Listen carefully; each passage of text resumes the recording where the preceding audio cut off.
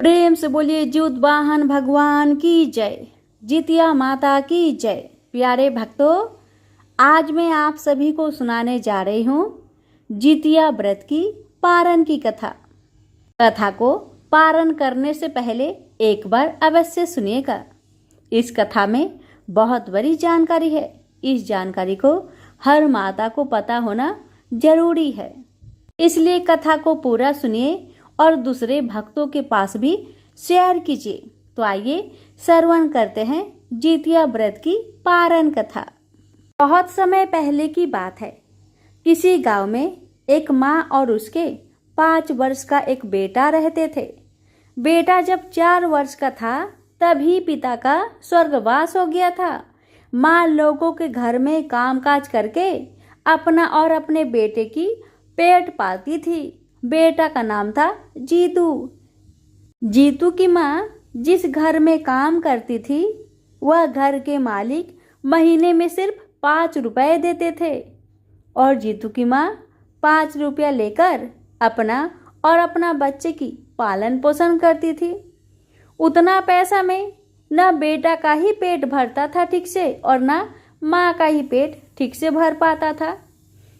दोनों एकदम सूखकर लकड़ी हो गए थे। एक दिन जीतू की माँ बड़े ही उदास मन से अपने मालिक के घर से काम करके आ रही थी। तभी रास्ते में उसे एक बुढ़िया माई मिली। बुढ़िया माई ने जीतू की माँ से कहा, बेटी तुम उदास क्यों हो? बहुत उदास दिख रही हो, क्या कोई बात है? जीतू की माँ ने कहा, नहीं कोई बात नहीं, बस ऐसे ही मैं उदास हूँ। जिंदगी में बहुत चिंता फिक्र है ना, बस यही कारण से मैं उदास हूँ। फिर बूढ़ी माँ ने कहा, बेटी तुम ठीक से खाना खाती हो ना? देखने में एकदम लकड़ी जैसी लग रही हो, इतना सूख गई हो क्यों? तुम्हारा पति कहाँ है, क्या करता है? अभी जीतू की माँ की आंखों में आंसू भर आई और उसने कहा, मेरा पति का स्वर्गवास हो गया है। मेरा एक 5 वर्ष का बेटा है और मैं लोगों के घर में कामकाज करके अपना और अपना बेटे का भरण पोषण करती हूँ। मालिक महीने की 5 रुपए देते हैं, उतना में मेरा और मेरे बच्चे का गुजारा नहीं हो पाता है, इसलिए हम लोग सूख कर कांटे हो गए हैं।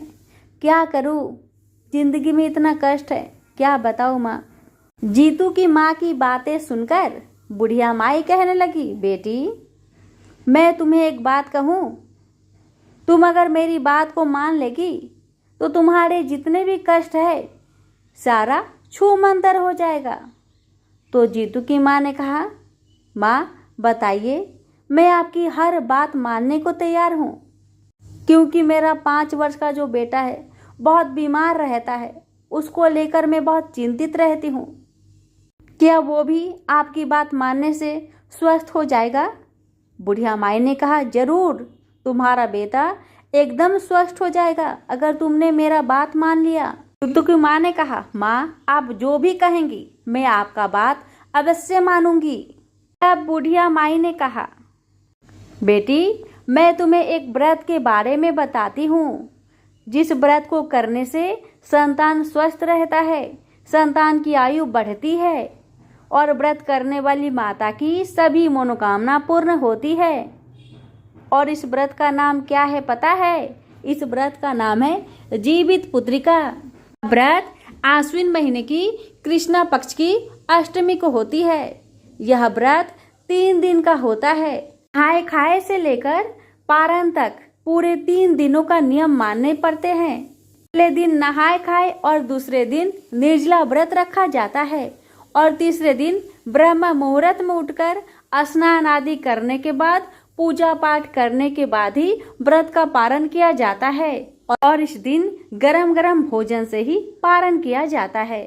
तुम इस व्रत को बड़े ही श्रद्धा पूर्वक करना, तुम्हारी सभी मनोकामना पूर्ण हो जाएगी और तेरा बेटा निरोगी हो जाएगा। इतना कहकर बूढ़ी माई वहां से चली गई। अब तो जीतू की माँ सोचती है कि मैं अपने बेटे के सलामती के लिए जीवित पुत्री का व्रत अवश्य करूंगी। कुछ दिन बीतने के बाद जितिया का व्रत भी नजदीक आ गया। जब नहाए खाए का दिन था तो जीतू की माँ ने बड़े ही नियम पूर्वक नहाए खाए की नियम की और दूसरा दिन निर्जला व्रत रही।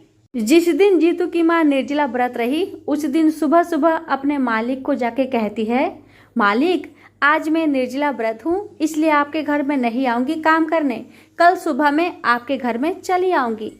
मालिक कहता है ठीक है कल चली आना समय से।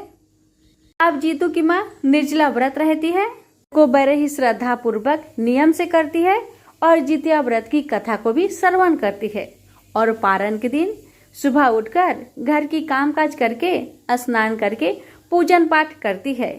सोचती है क्यों ना मैं मालिक के घर चली जाऊं, कामकाज कर लूंगी तो मालकिन से भोजन मांग लूंगी, मालकिन भोजन देगी तो उसी से पारण कर लूंगी।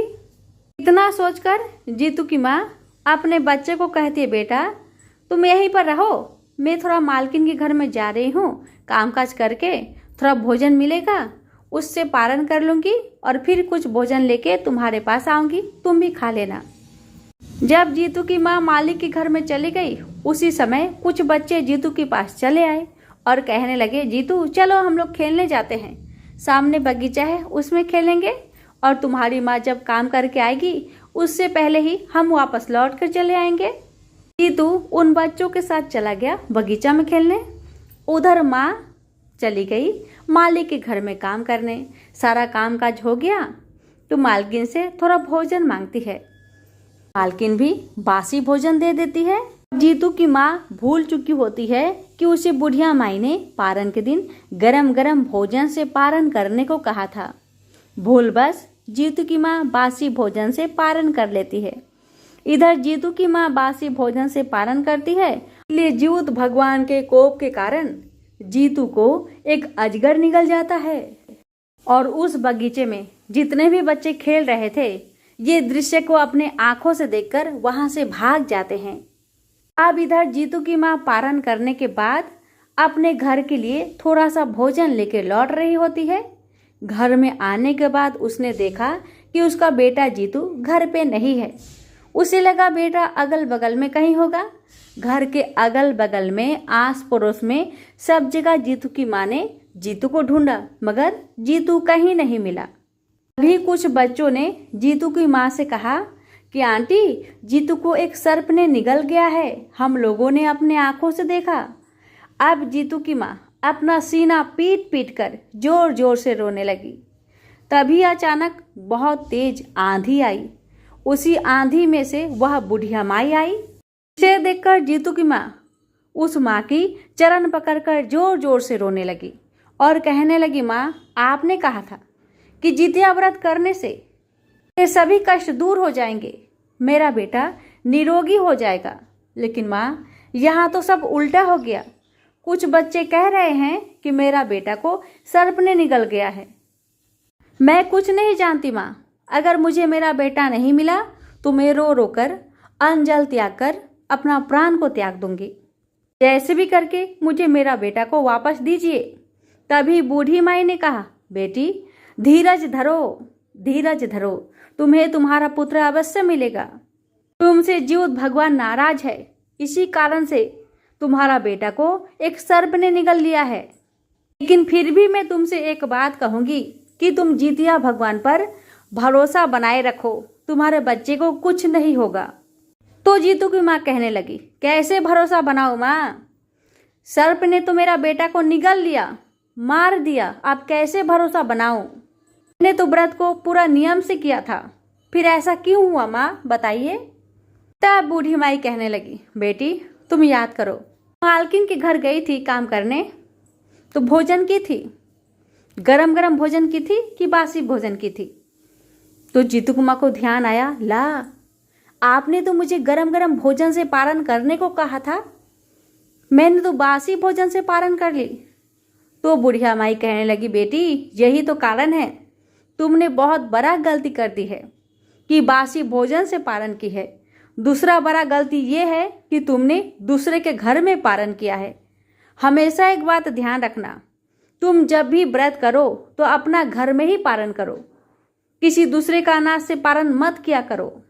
अपना खरीद कर लाओ और गरम गरम भोजन बनाकर उससे ही पारण करना। तुम्हारा बेटा मिलेगा, लेकिन उसके लिए तुम्हें 1 साल तक इंतजार करना होगा, क्योंकि तुमने गलती किया है। उसका सजा तुम्हें सिर्फ 1 साल तक मिलेगा, उसको भुगतना पड़ेगा और भगवान पे भरोसा रखना पड़ेगा। जब अगले साल जितिया का व्रत आएगा, तुम नियम पूर्वक जितिया का व्रत करना और ध्यान रखना कि दूसरे के घर में पारण नहीं करना है। जो तुम स्वयं अपने हाथों से भोजन बनाओगी या फिर तुम्हारे घर में ही तुम्हारे बाल बच्चे या फिर कोई भी भोजन बनाकर दिया, उससे तुम पारण कर सकती हो। लेकिन गरम गरम भोजन से पारण करना। पारण के दिन गरम गरम भात बनाना और उसका मार को गरम गरम पीना। फूक फूक कर गरम गरम मार पीना, जिससे तुम्हारा जीभ जले, क्योंकि इसी जीभ ने बासी भोजन का स्वाद लेकर भोजन किया था।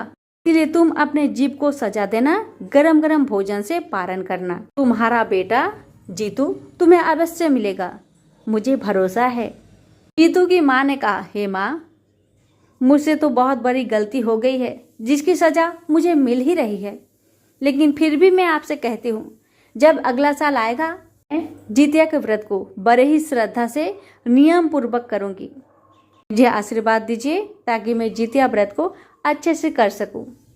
इतना बातें होने के बाद बुढ़िया माई वहां से चली जाती है और जीतू की माँ अपने घर में आ जाती है और मालिक के घर में कामकाज करते रहती है। ऐसे ही करते करते दिन बीतने लगा और अगला साल भी आ गया। जितिया का व्रत भी नजदीक आ गया। जब जितिया व्रत आया तो जीतू की माँ ने बड़े ही नियम से श्रद्धा पूर्वक जितिया व्रत को किया और पारण के दिन पारण का नियम को भी बड़े ही अच्छा से किया। गरम गरम भोजन बनाकर, गरम गरम भात बनाकर, गरम गरम मार को फूक फूक कर पीकर पारण करती है। और ठीक पारण करने के बाद वह उसी जगह में चल जाती है जहां उसके बेटे को सर्प ने निगला था। वहां पर जाकर जीतू की माँ क्या देखती है कि बुढ़िया माई के साथ उसका स्वस्थ बेटा रहा था। उसका बेटा बहुत स्वस्थ हो चुका था। देखकर माँ के आंखों में आंसू भर आई। तब वह समझ गई, जीवत भगवान कभी किसी का बुरा नहीं करते, जो भी करते हैं उसके भला के लिए ही करते हैं। जीतू की माँ जीवत भगवान की जय जयकार करने लगी और अपने बेटे को सीने से लगा लेती है और बूढ़ी माई की चरण पकड़कर रोने लगती है। तभी बुढ़िया माई जीतू की माँ के सर पे हाथ रखती है और जीतू के सर पे हाथ रखकर वहां से अंतर ध्यान हो जाती है। तभी जीतू को माँ को समझते देर नहीं लगी कि वह बुढ़िया माई कोई और नहीं, वह तो साक्षात जितिया माई थी। अब तो जीतू की माँ खुशी खुशी अपने बेटे के साथ अपने घर को चली जाती है और जाकर देखती है उसके घर के स्थान पर एक सुंदर महल खड़ा था और महल के अंदर ढेर सारे अन्न धन के भंडार भरे पड़े थे। जीवत भगवान की कृपा से, जितिया माई की कृपा से जीतू की माँ की सभी दुख तकलीफ दूर हो गए। माँ बेटा खुशी जीवन व्यतीत करने लगे। प्रेम से बोलिए जितिया मैया की जय, जीवत वाहन भगवान की जय। जीवत भगवान हे जितिया मैया, आपकी कथा कहने वाले, सुनने वाले, होकार भरने वाले सभी की मनोकामना को पूर्ण करना, सभी की बच्चे की रक्षा करना। प्रेम से बोलिए जितिया मैया की जय। ये जीवत भगवान कथा कहने में हमसे कोई गलती हुई हो उसे क्षमा करना। जय हो जीवत वाहन भगवान की जय। बहुत समय पहले की बात है। किसी गांव में एक गरीब पति पत्नी रहते थे, जिनका अभी नया नया विवाह हुआ था। शादी के 2 साल बाद पत्नी गर्भवती हो जाती है और ठीक 9 महीने बाद उसने एक सुंदर पुत्र को जन्म दिया। दिन इसी तरह से बीतने लगे। उस बच्चा का नाम था रामू। जब रामू 5 वर्ष का होता है तो अचानक उसका पिता का मृत्यु हो जाता है। अब जैसे ही रामू का पिता का मृत्यु होता है, वैसे ही रामू की माँ का दुनिया उजड़ गई। उसके ऊपर दुखों का पहाड़ टूट पड़ा। दिन ऐसे ही कष्ट से बीतते गए। घर में तो एक अन्न का दाना भी नहीं था। माँ बहुत दुखी थी। माँ ने सोचा, चलो रामू के पापा नहीं है तो मैं अपने बच्चे के लिए जीऊंगी। मैं अपने बच्चे को अच्छे से पालन पोषण करके बहुत बड़ा इंसान बनाऊंगी।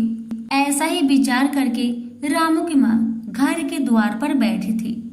तभी एक पड़ोसन आकर कहने लगी, रामू की माँ, 2 दिन बाद जितिया का व्रत आ रहा है, तुम भी करना। क्या तुम्हें पता है जितिया का व्रत क्यों किया जाता है? तो रामू की माँ ने कहा, नहीं, मुझे नहीं पता। तब पड़ोसन ने कहा, देखो बहन, जितिया का व्रत पुत्र की सलामती के लिए करते हैं। जो भी माँ जितिया का व्रत करती है उसके बच्चे की आयु लंबी होती है, भगवान उसकी रक्षा करते हैं, उसके ऊपर कोई भी संकट नहीं आता। इसलिए तुम्हारे तो पति है ही नहीं, तुम्हारा सहारा तुम्हारा बेटा ही तो है। तुम इसकी रक्षा हेतु जितिया का व्रत करो ताकि तुम्हारे पुत्र का रक्षा जीवित भगवान स्वयं करे। तब रामू की माँ ने कहा, हाँ बहन, आपने बहुत अच्छा बात बताया है, आपको बहुत बहुत धन्यवाद। मैं जितिया का व्रत जरूर करूंगी, बस आप मुझे जितिया का व्रत का नियम बतला दीजिएगा। लेकिन दुख इस बात का है कि मेरे पास पैसे नहीं है, मैं जितिया का व्रत करूंगी तो कैसे करूं? मुझे बताओ बहन। तो पड़ोसन ने कहा, जितिया का व्रत करने में ज्यादा खर्चा नहीं होता है। तुम एक काम करना बहन, गांव के सभी घरों में जाकर कुछ कुछ काम कर दिया करना, उसी के बदले में गांव वाले तुम्हें कुछ कुछ दे दिया करेंगे या फिर कुछ पैसे दे दिया करेंगे। उसी पैसे से तुम जितिया का व्रत करना। तब रामू की माँ ने कहा, हाँ बहन, आप तो अच्छी बात कही, मैं जरूर लोगों के घर में जाऊंगी और कामकाज करूंगी और जो पैसे मिलेंगे मैं उससे ही जितिया का व्रत करूंगी। अब जैसे ही अगली सुबह आती है वैसे ही पड़ोसन रामू की माँ के घर में आती है और कहती है, ओ बहन बहन, चलो मैं तुम्हें लोगों के घर में काम दिलवा देती हूँ। तब रामू की माँ ने हाथ जोड़कर बहन को बहुत बहुत धन्यवाद किया और अपने बच्चे रामू को घर पे सुला के वह पड़ोसन के साथ उस गांव में चली गई। पड़ोसन के मदद के जरिए रामू की माँ को कुछ घरों में काम मिल गया। रामू की माँ सुबह से लेकर शाम तक दिन भर सभी लोगों के घर में काम की।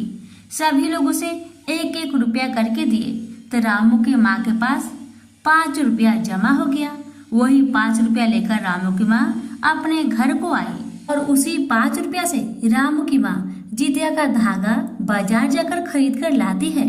अब अगले दिन था नहाए खाए का दिन। तो रामू की माँ सबसे पहले सुबह में उठकर घर की साफ सफाई करके स्नान करके जो उसके घर में थोड़ा बहुत बचा हुआ भोजन था उसे अपने बेटे को खिलाकर बाहर काम पे चली जाती है और सभी लोगों के घर में कामकाज करती है और उनसे कुछ पैसा मांगती है। तो कोई उसे पैसा नहीं देते हैं, कोई उसे काम के बदले में चावल का खुदी देता है तो कोई उसे मरुआ का चोकर देता है। बेचारी दुखी मन से वही चावल का खुदी और मरुआ का चोकर लेकर अपने घर को आती है। उसे पड़ोसन ने बताया था कि नहाए खाए के दिन स्नान करके पहले मरुआ का रोटी से मुंह जूठा करना चाहिए। जूठा करने का मतलब ये हुआ कि नहाए खाए के दिन स्नान करके पहले मरुआ का रोटी खाया जाता है और उसके बाद आप चाहे जो भी भोजन कर ले। ऐसा नहीं कि जो नहाए खाए के दिन आपको लहसुन प्याज भी नहीं खाना चाहिए, ऐसा नहीं है। हमारे यहाँ बिहार में सभी लोग नहाए खाए के दिन लहसुन प्याज डालकर ही भोजन पकाते हैं, क्योंकि आपको तो पता ही है कि बहुत सारे लोग हैं जो जितिया व्रत के दिन जीवित भगवान को मछली देते हैं। इसलिए ऐसा नहीं कि नहाए खाए के दिन आपको लहसुन प्याज छोड़ना पड़ता है, ऐसा बिल्कुल नहीं है। मैं भी जितिया का व्रत करती हूँ, मैं भी नहाए खाए के दिन लहसुन प्याज वाला भोजन ही करती हूँ। आप भी कर सकते हैं, इसमें कोई दिक्कत नहीं है। तो रामू की माँ खुदी वाला चावल और मरुआ के आटा का चोकर लेकर अपने घर को आई और वही चोकर का 2 छोटी छोटी रोटी बनाती है। एक स्वयं खाती है और दूसरा अपने बेटे रामू को खिलाती है और जो चावल था उसे रात के लिए रख देती है, क्योंकि जीवित भगवान को भी तो भोजन बना के देना पड़ेगा ना, इसीलिए वह खुदी की चावल को अच्छे से रख देती है और शाम होने से पहले ही पड़ोस में जाकर झिंगुनी के 2 अच्छे अच्छे पत्ते तोड़ कर लाती है, क्योंकि जीवित भगवान को भोजन तो झिंगुनी के पत्ते पर ही दिया जाता है।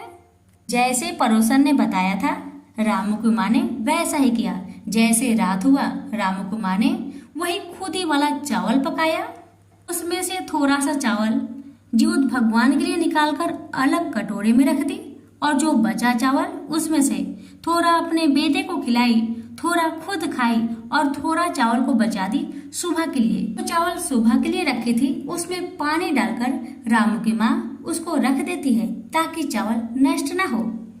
अब जैसे ही रात का 3 बजता है, रामू की माँ उठती है और झुंगनी के पत्ते में वही खुदी वाला चावल दूध भगवान के लिए दे देती है और भगवान को हाथ जोड़ के सर को झुका के प्रणाम करती है और कोई भी गलती हुआ हो उसके लिए क्षमा याचना करती है। अब जब रामू की माँ जीवत भगवान को भोजन दे दी, उसके बाद आकर थोड़ा सा वो भी भोजन कर ली और करने के बाद अपने मुख को अच्छे से धोने के बाद रामू के पास जाकर सो जाती है। अब तो रामू की माँ को निर्जला व्रत रहना होगा। रामू की माँ ने श्रद्धा भक्ति और नियम पूर्वक जितिया व्रत रखा। जितिया व्रत के दिन रामू की माँ किसी के घर में काम करने नहीं गई, क्योंकि उसे पता था कि जितिया के व्रत के दिन एक खर भी तोड़ा नहीं जाता है। अगर तोड़ दिया जाए तो जीवत महाराज नाराज हो जाते हैं। इसीलिए जितिया व्रत के दिन रामू की माँ अपने बेटे के पास ही दिन भर बैठ के रहती है। अब जैसे ही शाम होने वाला था, यानी कि 3 से 4 बजने वाला था, वैसे ही रामू की माँ आस पड़ोस के लोगों के साथ, यानी कि आस पड़ोस की औरतों के साथ नदी में स्नान करने चली जाती है। सभी लोग स्नान करते हैं, रामू की माँ भी स्नान करती है। जैसे जैसे सभी लोग जीवत भगवान का पूजन करते हैं, वे भी जीवत भगवान का पूजन करती है और कलश के ऊपर जितिया का धागा को रखकर कथा का श्रवण करती है। जब जीवत महाराज का पूजन हो जाता है, तभी रामू की माँ वो जितिया को अपने गले में धारण कर लेती है और अपने घर को चली आती है। अब जैसे ही रामू की माँ घर में आती है, तो थोड़ी देर बाद जो पानी में रखा हुआ चावल था उसे अपने बेटे को दे देती है। बेटा उसे खाकर सो जाता है और रामू की माँ भी अपने बेटे के बगल में सो जाती है। जैसे ही सुबह होता है, रामू की माँ घर के सारे कामकाज कर लेती है और पूजा पाठ करने के बाद अपने बच्चे को वह बासी भोजन खिला देती है और अपने बेटे से कहती है, बेटा तुम जाओ, पास में जो बगीचा है उसमें खेलते रहना, मैं अब जा रही हूँ लोगों के घर में काम करने। काम करने के बाद मैं उनसे कुछ पैसे मांगूंगी। जब वो मुझे पैसे देंगे, उसी पैसे से मैं कुछ अनाज खरीद कर लाऊंगी और घर में लाकर पकाऊंगी। जब भोजन पक जाएगा तो मैं तुम्हें खुद बगीचे से लेने जाऊंगी और हम दोनों मिलकर गरम गरम भोजन करेंगे। इतना कह के रामू की माँ रामू को बगीचे में भेज देती है और रामू की माँ काम पर निकलने जाने लगती है। जाने से पहले रामू की माँ ने सोचा, अभी मैं दिन भर काम करूंगी, उसी के बाद तो मुझे पैसे मिलेंगे। तब तक उपवास हूँ मैं, मेरा सर भी चकरा सकता है। क्यों ना मैं यही बासी जो भात बचा हुआ है इसे ही थोड़ा खाकर काम पे चली जाऊं। बस रामू की माँ ने ऐसा सोचा और क्या किया, बासी भोजन को खाना शुरू कर दिया। अब माँ की गलती पड़ा बच्चे पे भारी। रामू की माँ ने इधर बासी भोजन ग्रहण करना शुरू कर दिया, उधर बगीचे में रामू को एक बहुत बड़े अजगर ने निगलना शुरू कर दिया। ये सब जीवत भगवान के कोप के कारण हो रहा था, क्योंकि रामू की माँ जितिया व्रत करने के बाद पारण के दिन बासी भोजन ग्रहण कर रही थी। अब माता बासी भोजन खाने के बाद चली गई गांव में लोगों के घर में काम करने। दिन भर काम करने के बाद रामू की माँ को थोड़ा सा अनाज मिला। वह उस अनाज को लेकर घर में आई, गरम गरम भोजन पकाई और भोजन पकाने के बाद उसने सोचा, पहले मैं बगीचे में जाकर रामू को लेकर आती हूँ, फिर हम दोनों बैठकर एक साथ गरम गरम भोजन करेंगे। इतना सोचकर रामू की माँ बगीचे में गई।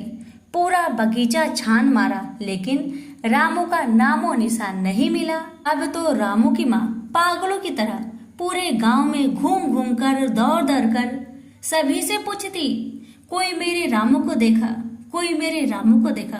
सभी एक ही बात कहते, नहीं बहन, हमने रामू को कहीं नहीं देखा। अब तो रामू की माँ फिर से बगीचे में जाकर जोर जोर से रामू को पुकार पुकार कर रोने लगती है कि हे भगवान, मुझसे क्या कोई गलती हो गई? मेरा बच्चा मिल नहीं रहा।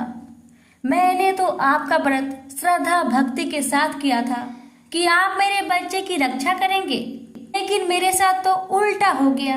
अगर मुझे मेरा बच्चा नहीं मिला तो मैं भी इस बगीचे में बैठकर ही रो रो कर अपना प्राण त्याग दूंगी।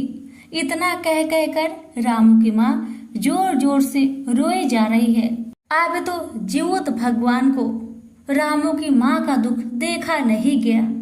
भगवान एक बूढ़ी माई का वेश धारण करके रामू की माँ के पास आते हैं और कहते हैं, बहन, ओ बहन, तुम इस बगीचे में क्या कर रही हो? इतना जोर जोर से क्यों रो रही हो? क्या कारण है, मुझे बताओ। तब रामू की माँ भेष रूपी बुढ़िया माई की दोनों चरणों को पकड़कर सर को झुकाकर रो रो कर कहने लगी, हे माँ, क्या बताऊं मैं आपसे, क्या बताऊं। मैंने कल जितिया का व्रत किया था। मुझे पड़ोसन ने कहा, तुम्हारा तो इस दुनिया में कोई नहीं है सिवा इस बेटे के। उसकी सलामती के लिए तुम जितिया का व्रत करो, तुम जीवित पुत्र का व्रत करो। इससे तुम्हारी बच्चे की रक्षा जीवित भगवान स्वयं करेंगे। बस मैं पड़ोसन की बात मानकर नियम पूर्वक श्रद्धा भक्ति के साथ जीवित महाराज का व्रत किया, लेकिन मेरे साथ तो उल्टा हो गया। मैंने जितिया व्रत किया और आज पालन के दिन मेरा बेटा मुझसे दूर चला गया। मेरा बेटा मुझे मिल नहीं रहा। अगर मुझे मेरा बेटा नहीं मिला माँ, तो मैं अपना प्राण त्याग दूंगी। तब भेष रूपी बुढ़िया माई कहने लगी, बेटी, तुमने जितिया का व्रत किया है, श्रद्धा भक्ति के साथ किया है, तो अब तुम चिंता क्यों कर रही हो? तुम्हारे बच्चे की रक्षा जीवित महाराज करेंगे। तुम जीवित महाराज पे भरोसा करो, तुम्हारे बच्चे को कुछ नहीं होगा।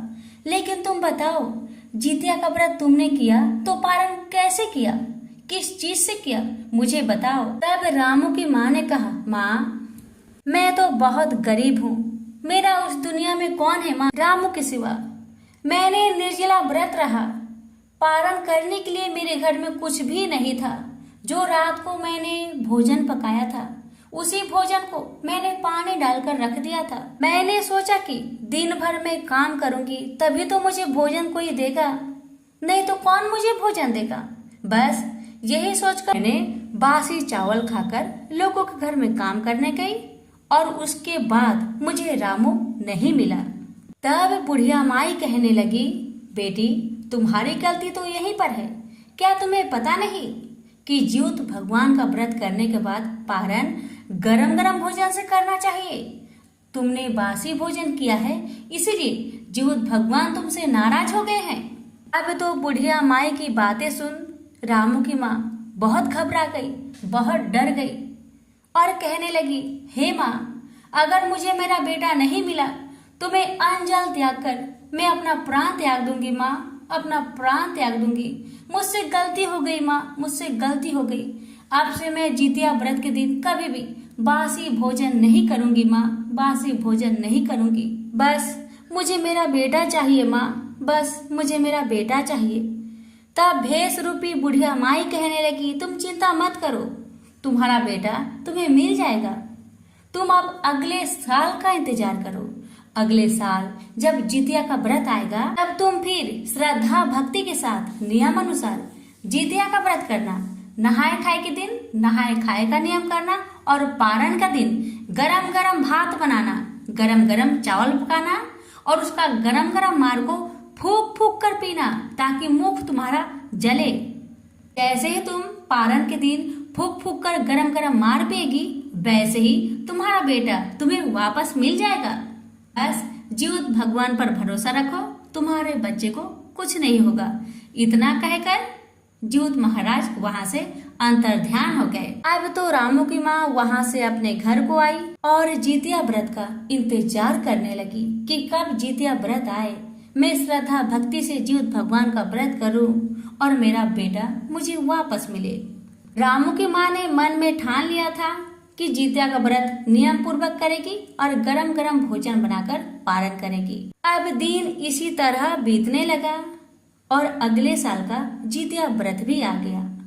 तो रामू की माँ ने नियम पूर्वक नहाए खाए का दिन नहाए खाए का नियम किया और दूसरे दिन निर्जला व्रत रही।